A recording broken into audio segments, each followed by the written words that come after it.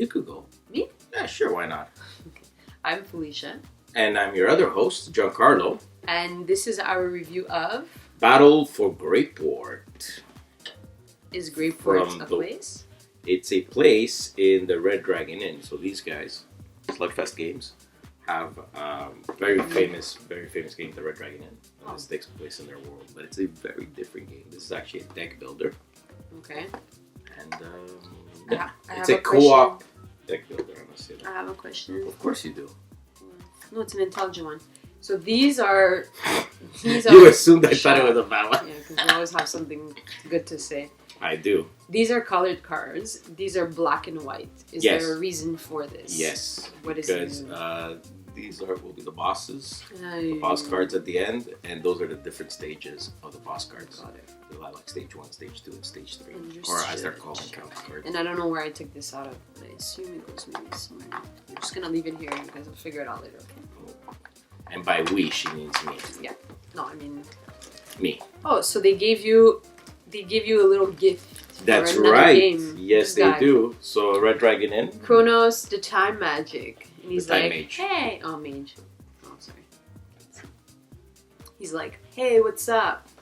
Yeah, and he has like this little, this is what he drinks his beer out of. That's right, because the game, well, you remember it. Well, it's been a while we played, but like, there was a game where you start off with your health, and you start off with how drunk you get. Okay. And like, you're at a tavern. It's called the Red Dragon Inn. And yes, as you drink, this. yeah, and as you drink, your health goes down, and if they ever meet, like, you pass out, and you're eliminated. So it's the last man standing. I would like to play that. Yeah, well, we played it a long time ago. It's been a while. We keep playing way too many games. Okay, awesome. That's it. We're drunk. Battle for Greyport is a co-op deck builder set in the fantasy world of another of Slugfest games called the Red Dragon Inn. For this review, we'll use the introductory scenario, the interrupted party, but may choose or randomly determine it by using these cards. These will give you the scenario story, special conditions along with what monster decks you should prepare, locations, and the win-lose conditions.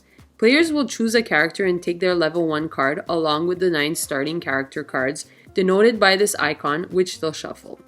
They'll usually start with 10 HP, but for this scenario, it's 8 HP. You'll shuffle the 50 card hero deck and reveal 4 cards. Any same hero or gold icon card should be placed and then reshuffled back in. Do the same for the items. These 8 cards are called the reinforcements. Choose a starting player and give her the first player marker with the taunt side face up. You'll place the encounter in ascending order, and place the denoted location card and monster deck for this encounter close by. You'll shuffle the first monster deck and reveal cards until the threat matches or exceeds the location threat, depending on number of players. Do the same for each player to reach their player threat. Look at the location HP according to number of players, placing the location on top of the first encounter so only the penalty at the bottom is showing, and place the HP tokens on it. Give each player their recruitment coins, denoted by copper, silver, or gold coins. Have the curse cards nearby. Each player draws 6 cards. You may also give each character their divider, as the backside will have a round summary. Resolve any ambush abilities from the monsters and you're ready to battle. Each round, players may take some action and may intersperse their action between players, as timing for these actions is a crucial part of the game. A player may play 1 hero per round. Red bordered ones are physical, while blue bordered ones are magical. They may play an item on their hero as well, but they may only play items matching the colored borders. Again, red for physical or blue for magical. Some heroes or abilities will give you effect as they come into play, denoted by this icon, or at any point during the round, during combat, or at the cleanup phase.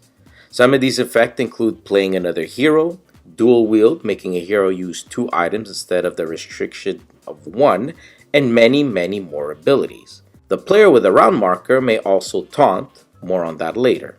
Lastly, players may choose to fight active monsters. Players can only fight active monsters, the monster group in front of the defending player, the one with the round marker, and the ones at the location. When using a hero, put him sideways along with any other of their items, and choose a monster from the active group. Some heroes or items will have you roll dice. Get the same colored dice and roll, giving you damage to apply to the targeted monster. Now, 2 rules apply.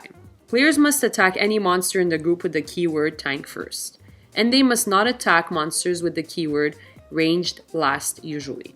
The defending player may use the taunt ability by switching the round marker over.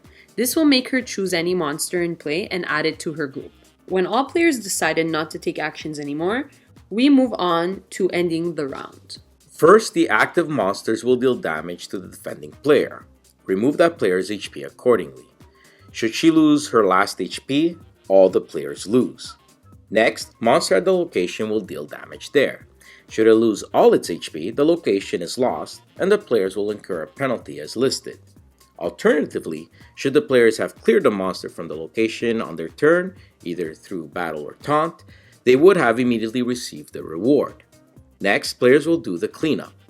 They'll resolve any abilities in play with this icon, discard all played cards, and shield tokens should they have any. These obviously would have reduced damage by the number of shield tokens. What follows next is only for the defending player. She'll have to recruit if she has any coins left. This means she'll buy a card of equal or lower value in coins from their reinforcement and add it to her hand, not discard.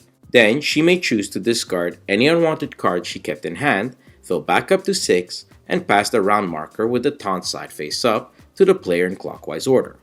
That's right, the other players do not draw cards. So if you went gun-ho previously on the round, they'll have less options later, until the end of their turn in which they have become the defending player. Eventually, all monsters in play will be defeated. This marks the end of the encounter and a cleanup phase is resolved as we described.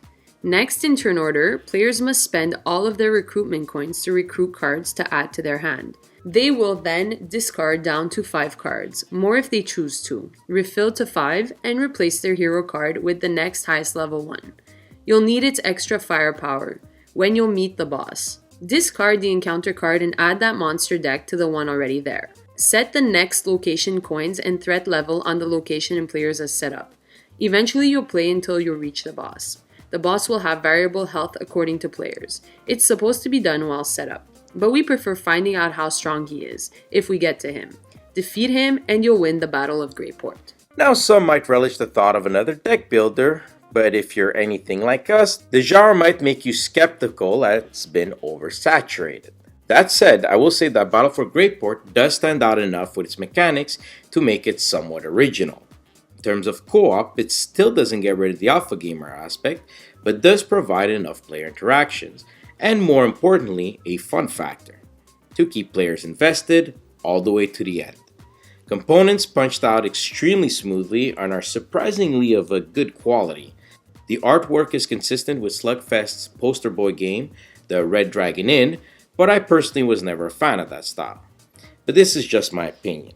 They do add another character for Red Dragon Inn in this game, and thought that was cool.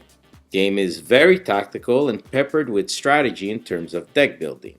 Yes, the dice does add an element of luck, but how they spread the distribution of the probabilities on each is enough for me to give it a half-point penalty only.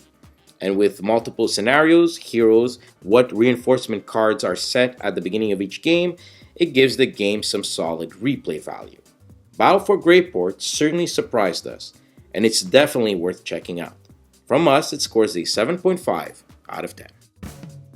Subscribe now to our channel to stay in the loop. If you like our work, help us continue by sharing the channel to your gaming group. Thanks for watching and happy gaming.